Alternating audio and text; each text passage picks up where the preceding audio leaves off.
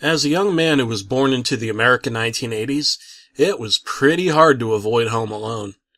I saw the movie just about every Christmas for years. Along with the sequel, I remember seeing it in theaters. The movie really altered my life, even at 7 years old. I wanted to make traps. I wanted to be like Kevin. I had a talk boy.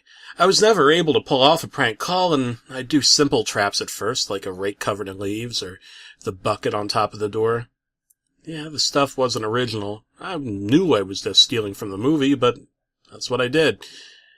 And I got away with a fair amount. I put a quarter into a cupcake and made someone bite into it, but, they got a free quarter. My friends and I once tricked a kid into thinking a slide was broken, like it had static cling or something. We were using a rope and he couldn't see it. It was tied to the top, so we couldn't slide down. But as for him, he slid down into a big puddle. It just soaked him. We dug it deeper the day before. It was hilarious. None of these pranks got notice of teachers. I just kept on getting away with it. Eventually I lost interest in doing it as people stopped believing anything I said or did. So, fair enough. I stopped. Plus, I got Sonic 2 that Christmas, and that pretty much took over all my creative energy. I was drawing pictures of Sonic and Tails and robots and all that stuff. That was my world. But one day, one kid, Jacob, he was still out for revenge. Revenge for some trap or prank I pulled on him before. Oh, I probably got him a lot. He kept on grabbing my drawings and crumbling them up. He'd just straight up throw rocks at me, and nothing he did was clever or creative. He was a pain to everyone. By then I'd stopped my tricks. One day he tried to pick a fight with me in the bathroom. My friend Steven stepped up and got in Jacob's way. Jacob was bigger and pushed him down and held him down on the floor and was shouting, "Lick it!" and Steven was trying to get free. I got help and some teachers did break it up, but I was so mad. I knew what I wanted to do. I thought about Home Alone 2, and how haunting the scene where Marv got shocked was, his bones flashing on the screen. It stuck with me months after seeing the movie. I don't know what it was as a kid, but the electricity was the key. I wanted to kill Jacob. I worked on this trap for a while. I realized I could give Jacob some X-Lax and give him the runs, and he'd have to go to the bathroom and he'd sit in a seat. But I'd rig it. When he sat on it, he'd fall into the water. He'd get shocked. He'd die. The breakaway toilet seat was going to be easy. I rigged that up in the handicap stall right away, tested it out, had a nice wet butt to prove it. I taped it back up and hoped no one would notice it was broken, so I could just untape it later. I figured I could electrocute him with one of our old hair dryers. We had 3 in the house, a sleek-looking red one, a big one my mom and sister used, and this old brown one. I grabbed that one and I smashed it up. That got all the casing off of it and left me with some spare parts. I wasn't sure what was going to happen. I just knew I needed to hide it in the bowl, so I took more off. I was left with some odd-looking wires. I got myself a frog and a bucket of water. I put the wires in the bucket, plugged it in, then I dropped the frog in. Dead frog. Seemed good enough to me.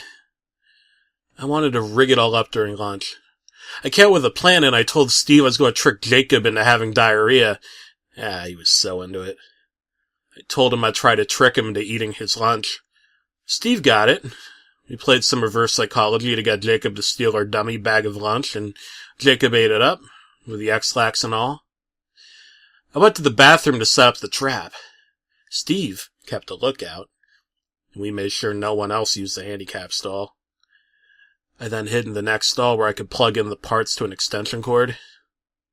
Oh, I heard the moaning and shuffling of Jacob. He saw Steve, who was laughing. Steve had no idea what I had in mind. Jacob made my friend lick the floor of the bathroom. Oh, man. It felt so right to have him back in there. Jacob was huffing, like, out of my way, dweeb, or something like that. He couldn't use my stall and saw someone was in it, and I heard him shuffle on over to the handicap stall. I heard him panicking as he tried to take his pants off. I was just holding these two cords, hoping he wouldn't notice me. When it was time, I plugged it in. Jacob was sitting onto the seat, and I heard a gargled, disgusting noise of his bowels expelling whatever decaying matter was retained in them. The gargle was soon joined by the splash and bubbling noise of him hitting the water. There was almost immediate joy from Steve's mouth as he was laughing, enjoying the revenge. Hearing a bully defecate in toilet water. Truly a unique and pleasurable satisfaction. The grunts and noise further didn't last, as the next noise we heard was Jacob's body hitting the ground.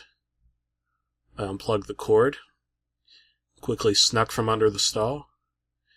Steve was laughing so hard I don't think he heard a thing I was doing. I yanked all the pieces away. I took all the tape and cords and I stuffed them into my backpack. Jacob was passed out there and looking rather dead. I snuck back into the stall and I just wasn't laughing like Steve was. I opened it and I smiled at him, telling Steve how good we got him. I went back out to recess and Steve followed me. They didn't realize Jacob was missing till the lunch break was over. They checked the bathrooms pretty quickly. School was pretty good about keeping it quiet. We all heard the ambulance truck, but they'd turned off the lights and siren just as they got to the school. No one was alerted to the fact that there was a dead body in the bathroom. An assembly was called for all classes grades 1 to 3. They showed us some video about pollution and how dirt and the sun made our lunch. It was just a way to get us all in one place and not see them wheel a corpse out. Teachers must have been calling parents, too. They distracted us well. The following days we had more assemblies and talked about Jacob, and not really mentioned how he died. It's like they didn't know he was murdered. But they must have known, right? Or maybe they just had no idea who could do something like that. I kind of couldn't believe it myself. I made Jacob do a lot more than lick that floor. But I still kind of get goosebumps this time of year when the Home Alone movies come on TV. It's hard to watch them. That scene with Marv's skeleton, it's so much more chilling to me now.